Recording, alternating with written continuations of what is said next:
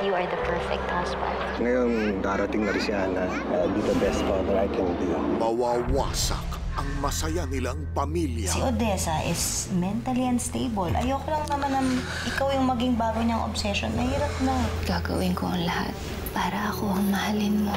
Odessa? Ako si Evelyn, ang asawa mo. I love you. Pwede ba umalis ka na? Aagawin ang tangi nilang kaligayahan. Nananawagan ho ako sa inyong lahat. 2 linggo na hong nawawala yung anak ko. Balik na naman ho siya sa amin. Ikaw ang magiging kabayaran sa mga kasalanan na magulang mo sa akin! Hindi ka na tao ngayon, Ana. Hayop ka na. Mabubuo pa ba ang nasirang pamilya? Hanggat sa huling hininga ko, hanapin ko pa rin ang anak ko. Angela na lang tatawag ko sa'yo. Okay ba yun? Hanggang makita kang muli. March 7 na sa GMA Afternoon Prime.